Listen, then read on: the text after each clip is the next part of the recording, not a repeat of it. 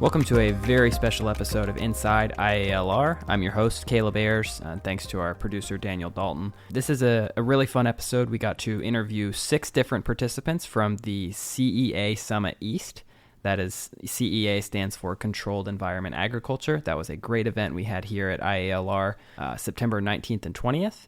This was a jointly hosted event with the CEA Innovation Center here at IALR, which involves us as well as Virginia Tech, and Indoor AgCon, who put on this event together. It brought about 240 people from over 30 states and several other countries as well to talk about the controlled environment agriculture industry as a whole. It brought together researchers, academia, business leaders, government. For those who don't know, CEA is a very rapidly growing industry, here in Virginia as well as around the world. There's lots of benefits to controlled environment agriculture, and that's something that here at IALR we're researching in conjunction with Virginia Tech. So really excited about this episode. We have interviews with Matthew Lohr, who's the Virginia Secretary of Agriculture and Forestry. We have Dr. Scott Lowman, the Vice President of Applied Research here at IALR and co-director of the CEA Innovation Center. We have Guy Blanchard, who's the President and Chief Financial Officer of AeroFarms. That's a CEA company right down the road from IALR here in the Danville, Pittsylvania County area. We have Dr. Kaylee South, the Assistant Professor of Controlled Environment Agriculture with Virginia Tech. Brian Sullivan, CEO of Indoor AgCon, as well as Dr. Michael Schwartz, the Associate Director of CEA Innovation Center and the Director of the Virginia Seafood Agricultural Research and Extension Center. So really fun episode. Stay tuned to enjoy all these interviews. And for those who are listening for the first time, please follow us or subscribe on Apple Podcasts or Spotify or wherever you get your podcasts. We have new episodes every other week that are, really detailing the impacts that IALR is making in Southern Virginia and beyond. We're here with the Virginia Secretary of Agriculture, Matt Lohr. Matt, thanks for being here. Yeah, thank you. It's always a pleasure to be here in Danville at IALR. Yeah, so I know you just gave the keynote, opening keynote address for the CEA Summit East. So tell us, what's the short version of the message that you just shared with all the attendees? Well, first of all, it's always great to be at this event. It's the second annual CEA Summit East. And I think the real takeaway that I wanted the audience to hear is that Virginia is a leader in indoor farming and controlled environment agriculture. And Governor Youngkin, under his leadership and the cooperation with the legislature, has really taken some steps to make sure we can continue that momentum through tax incentives and tax breaks and investment through our Secretary of Commerce and Trade and Secretary of Ag and Forestry. Really a commitment to the research, a commitment to workforce development, and really all of those 3 components together is positioning Virginia to continue to be a leader. The other part of the speech is just really showing that agriculture is changing. Traditional agriculture has a lot of challenges. And as we look at a growing population and we look at a growing number of challenges to producing food, really indoor farming plays a very important role in feeding a growing population. That goal you're talking about of, from Governor Youngkin all the way through, the Virginia government of, that CEA is important. Mm-hmm. Tell us more about that goal and sort of, some of the specifics of what is Virginia government doing to make Virginia the center for CEA? Absolutely. So agriculture is our largest industry in the state, and basically $70 billion of annual economic activity. Most of that has been more traditional agriculture. So you look at indoor farming plays a unique role in growing our ag industry. So really from our state investment, we have the Virginia Economic Development Partnership. That's an agency that's really most in charge of recruiting companies and offering incentives for them to grow or expand and helping with their job force training needs and marketing needs and really offering economic packages. So VEDP is a major player. Within my secretariat, we have our APHID fund, the Ag and Forestry Industries Development Fund. It's been around for 10 years. It's used exclusively for agriculture companies, again, that want to come to Virginia, expand in Virginia. It's a match with the local government. And so the state's invested resources in those 2 programs to basically, we have 2 different approaches to go after these companies. And there's a lot of synergy when you combine secretariats and combine programs under different areas because there's a lot of experts on both sides that can work together with that. Also this year we passed a bill passed basically the sales and use tax exemptions for indoor growing equipment. So now these companies that are coming in and building either greenhouses or vertical farms, the equipment inside that's used to produce the food now is exempt from those sales and use tax, which is a big financial benefit to companies. So that's the first piece of state support. The second one involves research. Virginia's invested heavily, along with Virginia Tech, partnering with the Institute of Advanced Learning and Research here, with the Control Environment Ag Center that Dr. Lowman heads up. Just tremendous amount of work that's being done to advance the industry, not just really one company, but being able to have the synergies to help all CEAs across the Commonwealth. And as that continues to grow and evolve, it's going to continue to be an attraction for companies that want to come here. And then finally, it's our workforce development, the work that Virginia Tech is doing, the work that our community colleges are doing, creating associate's degrees in Ag Tech and CEA. Right here at IALR, the Go Tech program is in 44 middle schools, exposing students to the basics of indoor farming and kind of creating that interest. So, as we recruit companies, we need good trained workers to do it, and it starts at an early age all the way up through our post-secondary. So those really are the three components to what Virginia is doing to invest in indoor farming and continue to grow the industry as we've been doing. And I know, there's already been a lot of success in Virginia recruiting those companies, some of them already being here and some of them being recruited in the last several years to, come and locate in Virginia. So obviously that work that you all are doing is already starting to pay off. Exactly. And I will say, there's been an effort for the last 10 years or so to look at indoor farming. I think the difference for the last 2 years is Governor Youngkin stepping up and kind of declaring it as a top priority and announcing it that this is what we want to do, the goal we want. So we've really been able to see the momentum in the past grow and accelerate in many ways. So we are blessed to have many companies in Virginia already, and certainly last year we had big announcements where AeroFarms here in Danville and Plenty just outside of Richmond, massive, $100 million operations that are coming to Virginia.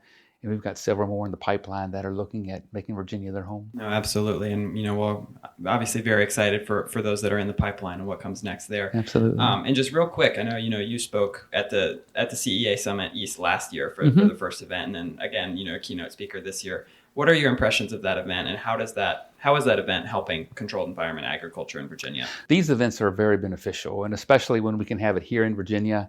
I think there are up to 240 attendees, which is just phenomenal.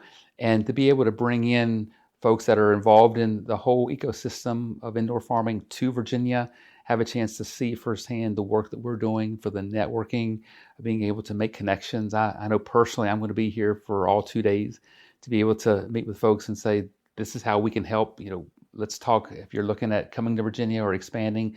So really between the networking, the expert speakers that are on the panels, it's an opportunity to showcase what we're doing, but also to try to recruit folks that are possibly interested in coming to Virginia. So really kudos to the Indoor AgCon team for partnering here with IALR and putting this on. And certainly, I think hopefully it'll be an annual tradition to continue to see this space grow. Well, that's all the questions that I have. Is there anything else that you would want to add? I'd just say, as the Secretary of Agriculture and Forestry, being able to highlight and promote all parts of the industry is really what we do. And this new high-tech indoor farming space has been so exciting to work in, to be able to attract folks that maybe are not traditional farmers, and to be able to see students that are interested in the technology, the advancements, the manufacturing, so to speak, and then the mission of feeding a population. It's been really exciting to see that space grow. So I think I have the best job in Richmond, and it's exciting to be able to continue to grow our thriving agricultural industry. Yeah, well, absolutely. And thanks for being here. We appreciate your time. Yeah, thank you. Now we have Dr. Scott Lowman, who is the Vice President of Applied Research here at IALR and also the Co-Director of the Virginia Tech IALR CEA Innovation Center. First, if you just want to tell us a little bit about that Innovation Center. I think, we talk about it a lot, but tell us a little bit about, what it is and what is the goal of that center. The Controlled Environment Agriculture Innovation Center is a partnership between Virginia Tech and IALR. What it does is it leverages their strengths. So IALR, our strengths are in biology and technology to improve agricultural production. So we also have analytical chemistry to support various different parts of the program. And then we have robotics, computer vision. So those are really our strengths together.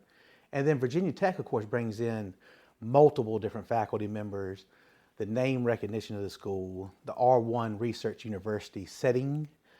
So we leverage those together to support the CEA industry, to help move the industry forward.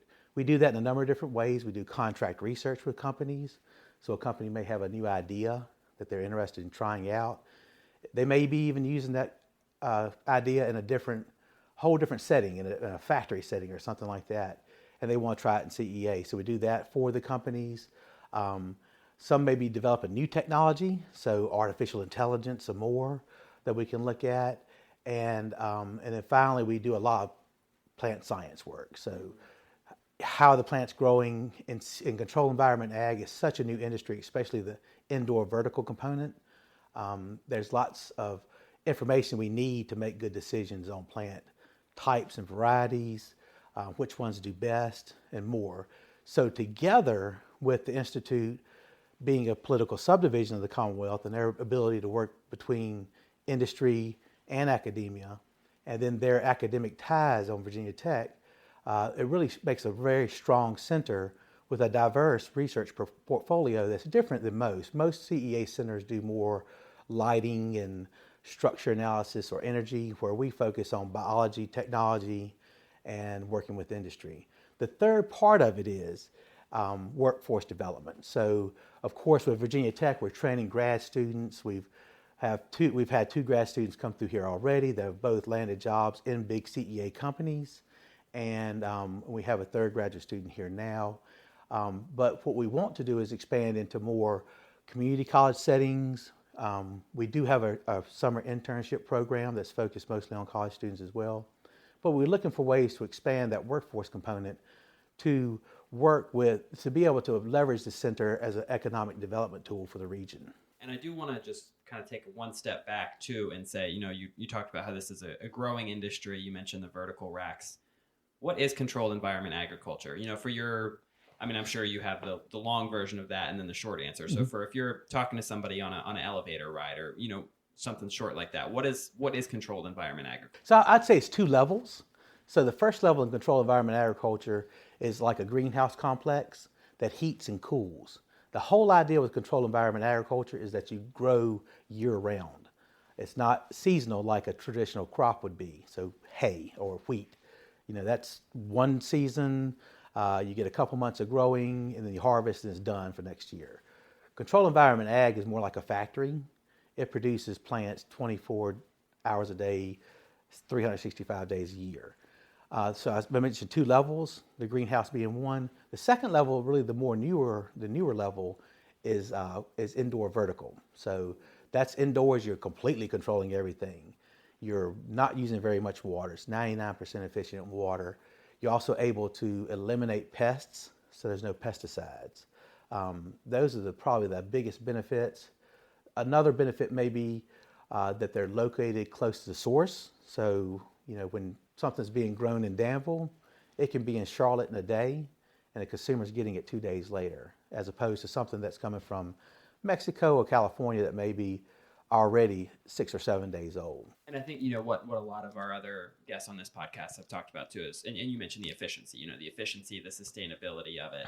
In addition to that, control and year round, definitely seems like there are a lot of cool benefits there. Yep.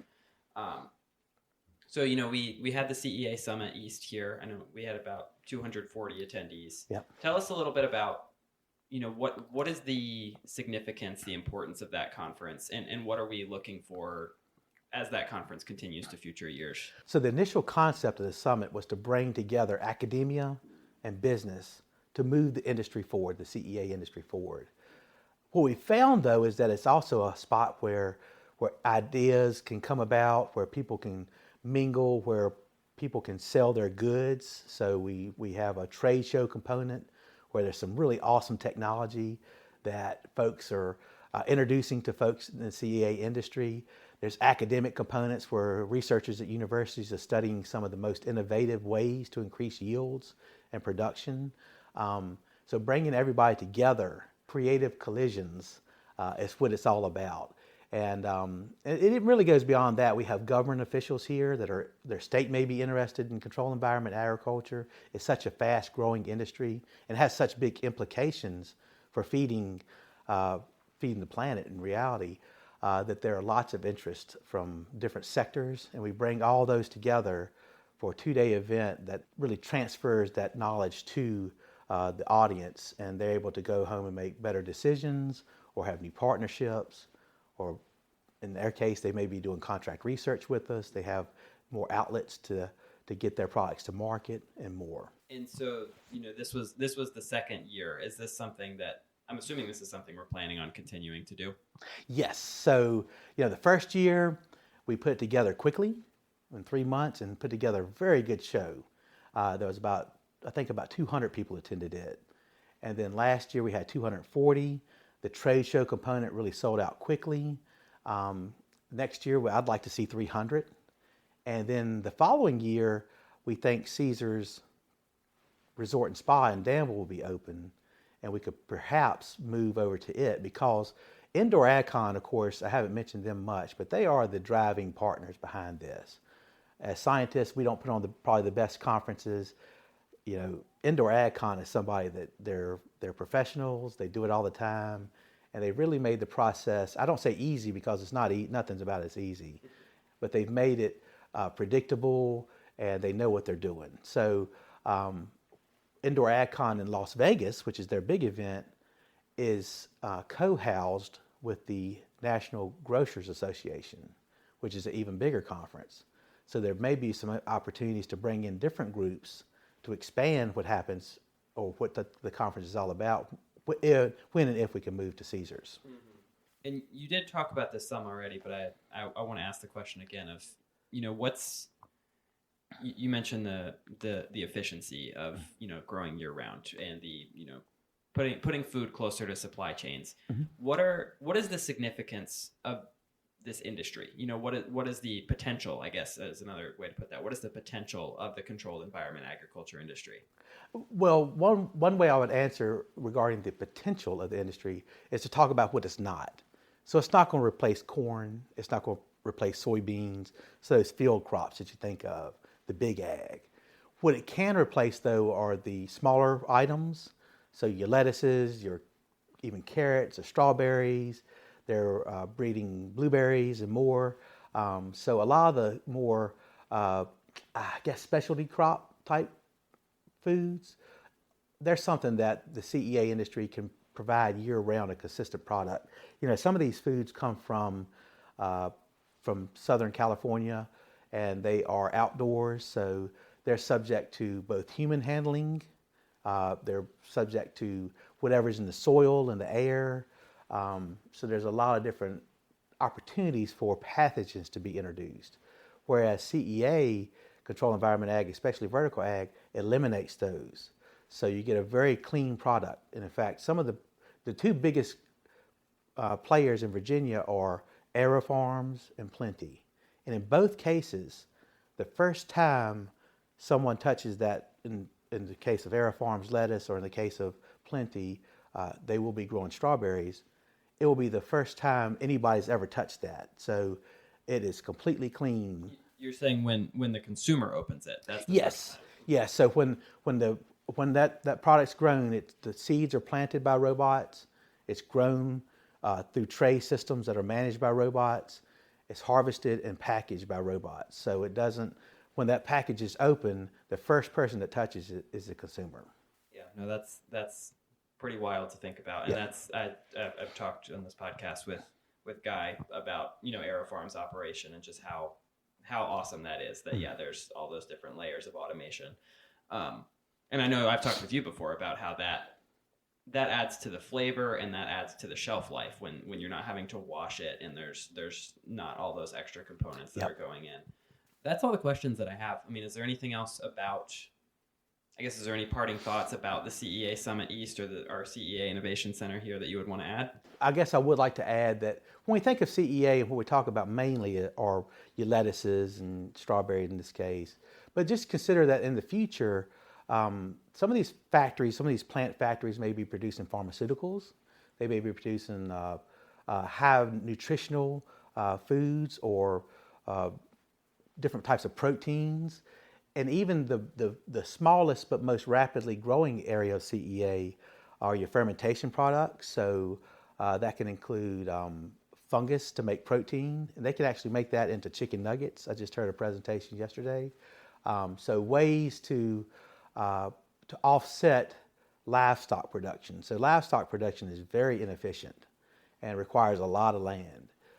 So that's a second component of CEA that we don't talk about much. It's sort of the future of CEA, and that's protein type work. Yeah, that's really cool, and really, I know you're here at the Institute. You and your team are always on the cutting edge of what's coming next. You guys aren't behind the ball; you're helping move the ball forward. And this is a very clear example. This industry is a very clear example of that. So thanks for taking the time to talk today. I appreciate it. Okay, thank you. So now we are here with Guy Blanchard, who's the President and Chief Financial Officer for AeroFarms. Guy, thanks for being here. My pleasure. So I know you just gave a keynote address to the second day of the CEA Summit East. So can you just give us a little summary of kind of the message that you shared with the audience today? Sure. It's interesting in thinking about where the CEA industry is today. And recently read an article about GM's EV1. This was an electric vehicle that had almost $1 billion of research and development poured into it from 1990 to 1996. It resulted in a commercial product being introduced in the market from 1996 to 1999. What was interesting is that vehicle, with that R&D, had many new technologies that were key to the success of EVs, yet the vehicle itself wasn't a commercial success at that point because it didn't address needs of consumers in a way where consumers actually wanted to buy the product. You roll forward another 20 years and you have the Tesla Model Y that in the second quarter of 2023 was the best-selling car in the world. So what a change from having a car with a lot of investment result in a complete market failure to an electric car just 20 years later reaching the number one spot for the first time ever, and doing that with attributes that consumers want. Consumer-focused car, fun to drive, speed, low maintenance, a price point for consumers that's affordable. And drawing parallels here for this group of attendees at this conference that's more highly weighted towards academic and towards research and development, and thinking about how there's been a lot of failures in the CEA marketplace recently, but also successes coming through. And AeroFarms is exiting Chapter 11. We, in fact, exited Chapter 11 bankruptcy on September 14th and are now focused on fully scaling a profitable farm here in Danville, Virginia, the home of IALR. I think the overall message was intended to show that R&D coupled with product, technology enabling product, is the way to success. To have a successful, having technology alone does not result in a successful product, but technology that meets consumers' needs do. And CEA that meets consumers' needs, that has unique value propositions, such as AeroFarms microgreens, is using technology that results in a product that consumers want to buy and enabling a profitable business. I mean, I was in there for that speech, and that's a very interesting parallel that you drew there between, the failures that led to success. Ultimately, as that message of there were components that were good in each thing, and each next iteration drew on some of those successes. So, you mentioned AeroFarms here in Danville. Tell us a little bit about the operations of that facility. Moving forward, what can we expect there? Yeah, the focus of AeroFarms is this Danville farm. Danville is our home, and Danville in Pittsylvania County is ideal for us with great infrastructure, a great workforce, and access to markets in the entire East Coast within a day's drive of over 40% of the U.S. population.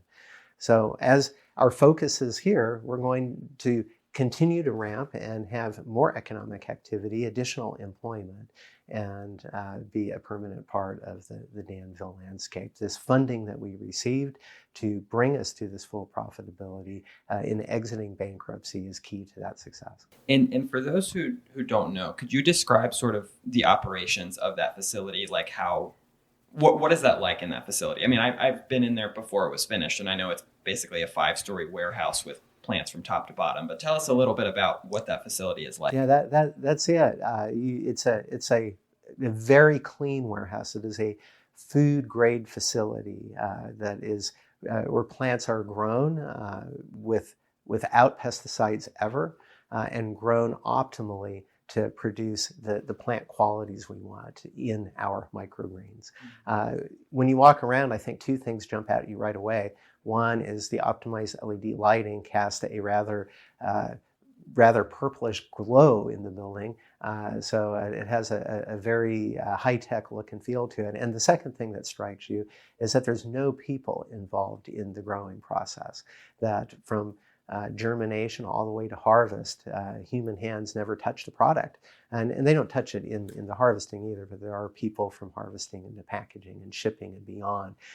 So the people we have are leveraged and are skilled, and there's that much less labor than you'd think, and instead you see robotics moving these plants around. Another thing that you think you'll notice is when you go to the harvesting area, seeing this line of beautiful green microgreens that looks uniform, that looks really just gorgeous to eat, even coming out of those towers before harvest. The back end would look like any other food facility you might see, with people packaging, putting in our AeroFarms packages that then are distributed to leading retailers, including Whole Foods nationally. I haven't been in there since it's been operational, but the pictures and videos I've seen is, as you said, it's very high tech, it almost seems like a sci-fi movie. Like it's very. It doesn't seem like modern technology. It's very awesome to see. And just last So question. Is that like postmodern technology? Or is it does not? I don't know. But it is. It's wonderful to see, and there's sort of an moment of awe when you come see it for the first time, I have to say. But ultimately, as the talk that I just gave pulled around, it's ultimately about getting that consumer product. I don't think the consumer is caring about that automation. What they're caring about is having these wonderful, tasty, nutritious microgreens that they're able to use as a center of the plate item, that they're able to put in their sandwiches, on their pizzas, and have just new use applications for greens that really is transformatively good. So I encourage all of your viewers and listeners to go buy those AeroFarms microgreens and give them a try, because you'll be repeat customer. Absolutely. And just real quick, I mean, for AeroFarms, how does a conference like the CEA Summit East, how does this help you guys? Why do you participate in a conference like this? We have been, will continue to be a big part of the CEA community, and we share ideas, we share work, and at the production end are also fierce competitors as well. But as we grow industry, everything from the CEA Alliance to setting standards that allow the excellent food safety elements of indoor growing to be able to be labeled on products, to just working together to find ways to get aligned, to get government incentives, to let the world know the many, many benefits of CEA having clean, pesticide-free product available to consumers, is something that it takes an industry to do. Glad you were able to attend and speak at this year's conference. And again, I know IALR and AeroFarms have partnered a lot through the years and the decision, even in the decision to come to Danville, Virginia. So we're obviously very happy that you're here and happy to see the continued success of your company in the Danville facility. So Guy, thanks for being here. I really appreciate it. Thank you. All right, and now we are here with Dr. Kaylee South, who is an assistant professor of controlled environment agriculture at Virginia Tech. Dr. South, thanks for being here. Thank you for having me. So to start, I know, you're with the School of Plant and Environmental Sciences at Virginia Tech. That's one of the partners in our CEA Innovation Center here. Tell us a little bit about the role of the School of Plant and Environmental Sciences in our CEA Innovation Center, and specifically your role. I know you play a big part in that. Yeah. So the School of Plant and Environmental Sciences is a school that was recently developed with lots of departments together, and the director of that school is Dr. Mike Evans. Him and Dr. Scott Lowman got together and came up with this idea of the Controlled Environment Agriculture Innovation Center that was established in 2019. So the School of Plant and Environmental Sciences, along with the Institute for Advanced Learning and Research, and then the Virginia Seafood AREC, it came together and have formed the Controlled Environment Agriculture Innovation Center. We call it also the Virginia Tech IALR CEAIC for short. And so that is how the initial role of the school came into play in this. And then the next role that they came in was the position that I have here now.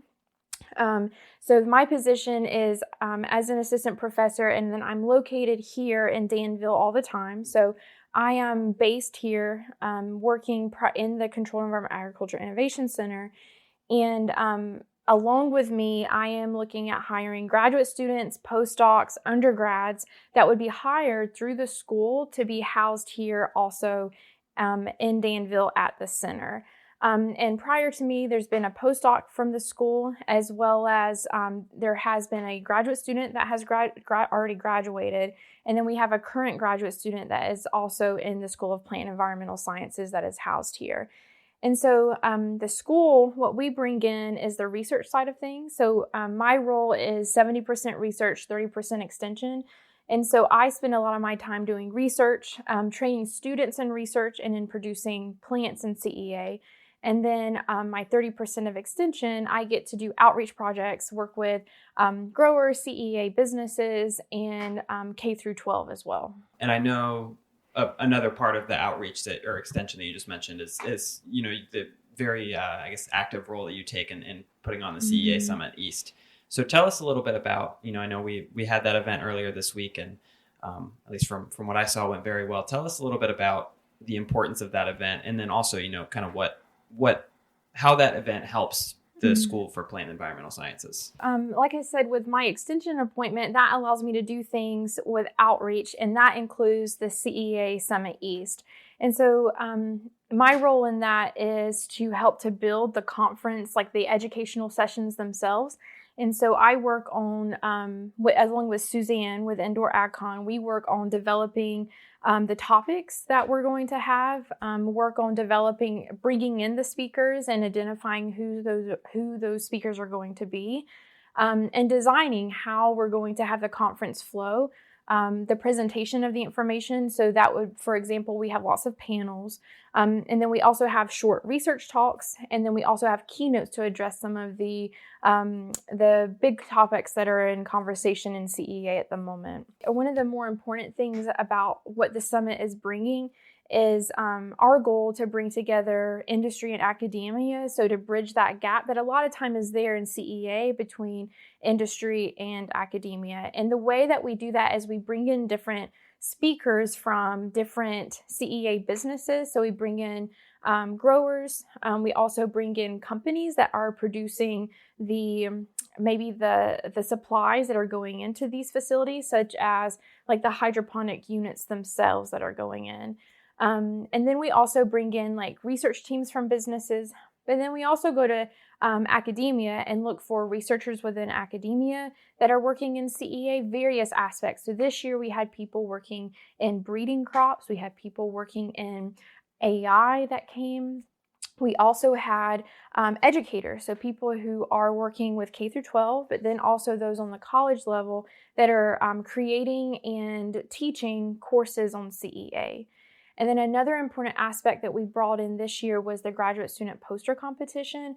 So that was a really good way for us to bring in graduate students who are going to be graduating soon and have the potential to enter into these companies or even to maybe into a different lab for their PhD. And it is a way to showcase research that is going on in academia. Graduate students are a great way to be able to showcase that research that is going on in individual labs across the country, because they'll bring in the projects that they're really working on and present that to industry and to other labs, really focusing on CEA, and it's a great way to bring those two together. So the CEA Summit is really important just because the fact that it brings together so many different perspectives. And the other way is that we design it so that there's lots of time for conversations before, during, and after sessions, and during the summit as well. And that really helps to facilitate conversations that are really important and spark ideas, and to build collaborations that will be important for solving big issues, for maybe policy changes, as well as for identifying research and educational topics that are really important for what is to come next. You mentioned, and this has been a theme throughout these conversations, that idea of bringing together, research, education with, the business side of it. One, I guess, why is that important? But then also, I know this was the second year that we had this conference. So moving forward, I guess, what are we expecting from this conference in the coming years as well? So it's important that we have that connection between industry or the business and academia, because it feeds what we learn from those conversations is we're feeding information back into research and really understanding what research needs to be done to move the industry forward. With a disconnect, sometimes it's really hard for us to identify what industry really needs to be able to grow, to move forward, to solve problems. And having open conversations like we start and then can continue to have at events like the summit allows us to really be able to make those connections. So then even past the summit, we can continue to identify maybe new challenges that are coming up that maybe researchers can address.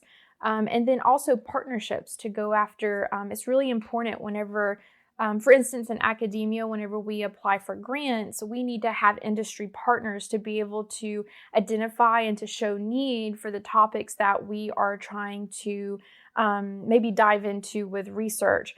And building those relationships with industry to not only identify the needs that are most important, but then also to help use those collaborations to get the resources that we need to be able to move research forward, and then also distribute that information after to the people that need it the most. What we can expect from the summit in the future, of what we hope for, we hope to continue to bring in people like we have this year, and from all the different perspectives. And then we also hope to expand upon that and continue to recruit or to appeal to people in even different areas. So to bring in even more perspectives. And we hope to continue this conference in this collaboration with Indoor AgCon, School of Plant and Environmental Sciences, and IALR and the Virginia Seafood AREC has been a really good collaboration in itself, not only for the summit, but then beyond that as well, as we continue to make connections both in other schools and then also with industry. And so I think the summit we hope that the summit can be and continue to be an ignition point for conversations and for going after some of the big issues that the industry's facing. And that's a cool way that you describe that's sort of like a launching point for future conversations and collaboration. That's all the questions that I have. I mean, is there anything else that you would want to add, or anything else you think it's important that people know about CEA Summit or the CEA Innovation Center?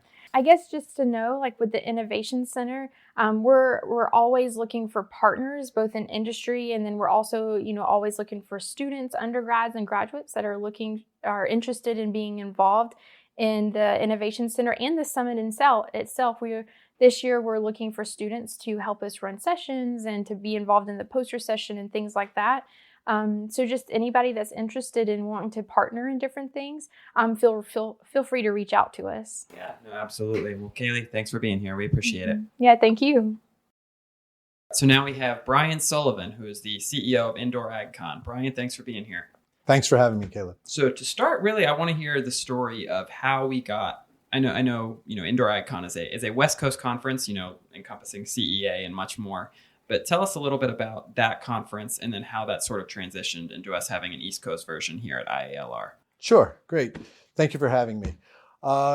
Indoor AgCon is an industry event. It's become the leader here in the States, and some people even say the world on it. It's a large conference that will have, last year we had about 1,500 in attendance. We think next time we'll have about 2,000 in total in attendance. So it's growing and it's doing very, very, very well. Leading to here, about a year and a half ago, Dr. Lowman and I had a conversation. Dr. Lowman was planning an event here at the facility, and it was going to be with Virginia Tech and research folks. And in our conversation, we thought, well, doesn't it make sense to perhaps add the business end of it as well? And that's where we excelled at our event in Vegas. It's a business-to-business event. So if we could deliver business folks here to academia and research, it's a different type of event and it would benefit the industry. So that's what we did. We really kind of got together and the light bulb went off over our heads and we thought, yeah, let's work together on it. So it's very interesting and it's very different because usually a business to business event is exactly that, just business to business folks. But working here, we can bring in academia through Virginia Tech. Through the facility, we bring in research folks and business. So it's actually a nice train, so to speak, on it where academia is here, research and business all together, putting it together, puts a good spin on the sector. CEA, closed environment agriculture, is here to stay. A lot of folks would say that it's a new industry, but it's not. It's emerging. It also includes greenhouses. So anybody going anywhere is seeing greenhouses. So there's a lot of avenues, a lot of technology that goes into the systems now on how to actually produce food. And not just food, other ornamentals and products as well. But there's a lot of this that is also, a lot of things start inside and may be put outside. Cannabis is one of those products where a lot of it is started indoors, transplanted outdoors, and it just keeps the avenues going. So traditional growers can actually grow all year long and not worry about the cold if they get the environment correct. What you're talking about bringing, industry and researchers and academia and education, bringing all of those together. What is the benefit of that? That sounds good, but what is the benefit of bringing all of those groups together, particularly for, as you said, an emerging industry like CEA? Well, in research and academia, those folks are really thinking and looking at things globally, where the business arena is looking for something right now or what's going to happen as well. So if they can find out or look at ideas that are being presented in a classroom and then being tested in a facility, they may be able to incorporate that into their business and then get it out into a larger plane on it. AeroFarms is an example of that. They're here in Danville, and they've grown a new facility that's producing products now. And also, it's my understanding that a company, Plenty, will also be doing the same thing. They're using information like that. If they have questions, they can actually go into research. This is a research facility. Instead of them building their own research facility for a specific thing, they can work with the facility here to determine what the future of the product will be. It's a nice little different sort of event we have. I mean, this is my first time experiencing it. Definitely cool to see all the connections being made. You mentioned the one in Las Vegas having around hopefully 2,000 attendees next year. I don't think we can get quite that big here at the Institute, but definitely excited to see this continue to grow. But that's all the questions that I have for you. I mean, is there anything else that you would want to add or anything else you think it's important that people know? Yeah, we're excited to be a part of the industry sector. We are very happy and we love educating folks. Even in Vegas, we have 3 to 4 conference tracks. So there's always something to learn. One thing about events is networking. We always encourage folks to meet each other, shake hands, find out what's going on. You can never stop learning. And that's what events like this And the one in Vegas does as well. The one in Vegas has a little bit more there because of the size and the scope of the facility, but we enjoy networking and educating. Well, absolutely, and thanks for Indoor AgCon. I know you guys are a partner in putting this event together for the CEA Summit East here at IALR. So thank you for your help with that, and thanks for your time today. We appreciate it. Great, we love being a part of it. Now we are here with Dr. Michael Schwartz, who is the Associate Director of the CEA Innovation Center here at IALR, and is also the Director of the Virginia Seafood Agricultural Research and Extension Center. So Dr. Schwartz, first, if you just want to tell us a little bit about your role in the CEA Innovation Center here at IALR. Yeah, I'd be glad to.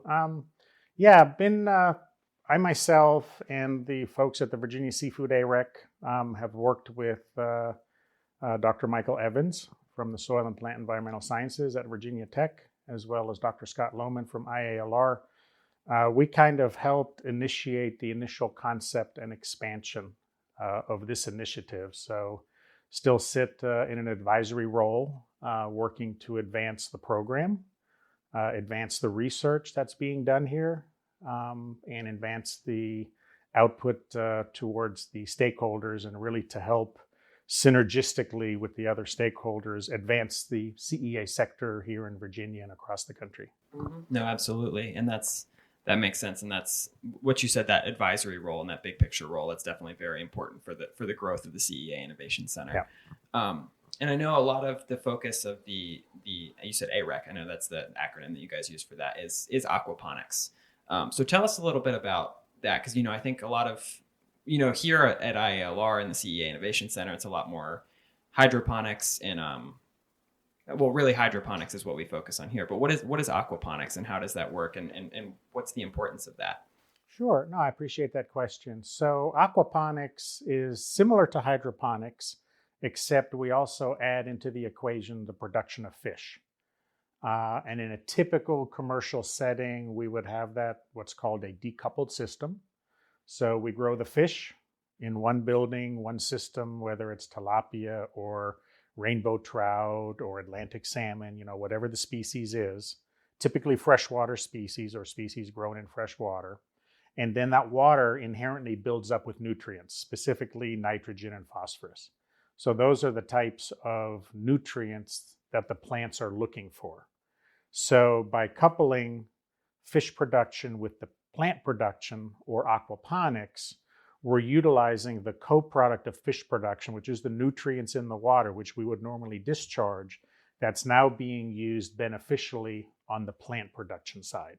So we end up with each production system is efficient on its own.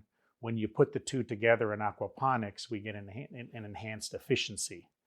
And it's controlled environment, so it's a different set of skills, but it's still completely CEA and has all of the same principles and components, which are biosecurity, maintaining a healthful environment, workforce, development and adaptation of AI and machine learning for data collection. It's very similar from a management perspective. It's very similar from a commercial perspective, but you end up needing to have plant specialists and fish specialists. Yeah, no, that's really interesting and cool what you're saying, that, both of those things work well on their own, but then they work even better together. I hadn't heard of that until this week. So that's a very, very cool concept.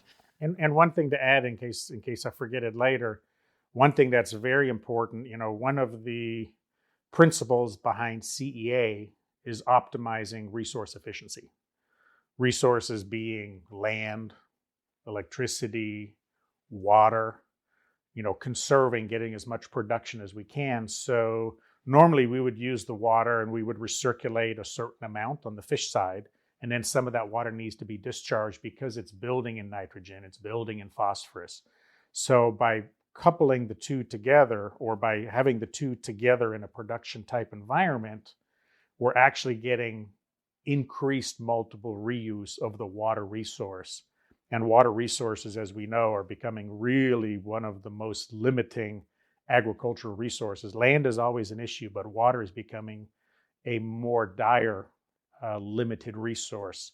So by integrating the fish production with the plant production, we're taking that water resource conservation sustainability level, we're bringing it up a notch. Right. And that's really important. I usually think when I think about CEA, I just think it's cool because it's a lot of cool technology, but that's important to bring it back to that purpose of the why that matters. Yeah. And tell us a little bit about, we're here at the CEA Summit East. I know you're on at least one panel today, but tell us a little bit about, kind of what you're presenting on here today. One of the roles that I have played for the last 10 years or so is, as I've matured in my career and my knowledge base, is serving in many ways in advisory capacities. So the panel, we're going to be helping to answer and address questions from the participants here. We're anticipating questions on, challenges or limitations to expansion of CEA. I'm anticipating some particular questions that may be specific to, plant pathogens or maybe facility design or business plan development. Really, the panel is going to be set up to really answer any of the questions that we're getting from the stakeholders here, which are regulatory, academic, industry, education. We have a really nice mix here at the conference. So we anticipate a wide range of questions. So the folks that you're going to see up on the panel have been around for a while, and hopefully we have good answers to the questions. Mm-hmm. And last question, real quick. As you said, you've been in this industry a while. How does a conference like this help this industry? It's critical. And I can speak not only from the perspective of this conference, but as a past president of the United States Aquaculture Society and a past president of the World Aquaculture Society, and engaged with those now for over 30 years. These types of conferences are really one-stop shops where we integrate industry, be it industrial production, venture capital, people interested in getting into a sector. Industry has particular issues and concerns and questions that they're looking for guidance on. Venture capital is looking for the same, plus trying to understand a little bit better the players in the field, potential markets, potential crops, all those types of things. And then also integrating the educational environments, academia, here we have Virginia Tech, and through Virginia Cooperative Extension, also Virginia State University. And I think they'll actually be on the panel this afternoon as well. So we're creating a one-stop shop for information transfer. We're creating a one-stop shop for education and academia to understand real time the current challenges that industry is facing this year, for example. And then academia and education can incorporate it into their programming. And then vice versa, industry is doing certain things and communicating within their sectors, but when they come to programs like this, they get direct interaction with educational and academic institutions like ours and with IALR to see what is the latest and greatest. What is the up and coming technology? And a lot of what we're seeing now is AI, machine learning, data security. These are a lot of things that are kind of coming into play that we're seeing in CEA. So I guess just to wrap that question up again, it's a one-stop shop for all the sectors and all the stakeholders to come together and have timely discussions on timely issues. And that's a completely invaluable service across the board. Well, yeah, no, definitely. I know this is our second year doing this, and from all appearances, this will be an annual occurrence from we basically sold out this year. So definitely seems like people are interested in it, but also it's, as you said, it's helping both the academia and the education side as well as the industry. Yeah. But that's all the questions that I have. Is there anything else that you would want to add or anything else you think people should know? I think one observation is, and we've seen that from last year to this year, we've had a very good growth in the, when you have an initial conference, nobody knows about it, right? So the turnout that we had last year was fantastic. Our numbers have increased significantly this year. And I was just talking with Dr. Evans and Dr. Lowman. We're talking about, okay, let's anticipate, another significant growth next year. So we're looking at, okay, what does the next infrastructure look like? How do we expand the trade show, bringing more industry in? I think a takeaway comment would be, CEA sounds relatively new. It certainly is here. Within the last couple of years, we've really moved. We've created the center. We've created this conference. But when we look globally, CEA is the fastest growing sector of agriculture, not just in the US. I do work in the Middle East. I do work in Africa. I do work in Southeast Asia. Controlled environmental agriculture is one of the fastest growing sectors of agriculture, has huge venture capital behind it. And the reason is we can grow more food in a smaller area. We can utilize resources more efficiently, more sustainably. We can produce our products close to market, so we lower our carbon footprints. And something that's emerging now very quickly, and CEA is really just falling into this new opportunity. We can't discuss CEA without discussing climate change. Climate change is changing agricultural regions. Some places that were historically wet or good for rice production, for example, in Southeast Asia or India or some other places, are becoming drier, where those crops are not viable anymore. Areas that have been drier are becoming wetter. So what happens both in the US but also globally, along with the standard agricultural challenges, now the environment is really putting a challenge on traditional agriculture. It's making it, we're getting new pests, new thermal regimes, new pathogens. Crops that were viable, 10 years ago in an area are now marginal. Controlled environmental agriculture, with the emphasis on control, lets us basically fully remediate the impacts of climate change, because we dial in the temperature, the humidity, the biosecurity, and we have the ability to create the optimal environment for the crop that we want to grow, whether it's a fish in aquaponics, whether it's a plant in hydroponics, or the combined systems. So that type of control is the driver, and we're just on the cusp of it. And I anticipate even next year, there will be so much more energy and participation at this conference and other similar type conferences. This is a rapidly growing sector out of needs for food safety and food security. So CEA, we can't say it's here to stay, because it's really just still emerging, but it's going to emerge very quickly. And the final note on that is, with that type of growth in an industry sector, these types of conferences become even more important to keep the industry and the academia and the researchers and the supporting agencies really talking at the same table and communicating real-time information and need. Mm-hmm. Well, no, that all makes sense. And we really appreciate you sharing your insights on that and for your, help in orchestrating this conference. So thanks for being here. We appreciate it. Thank you very much.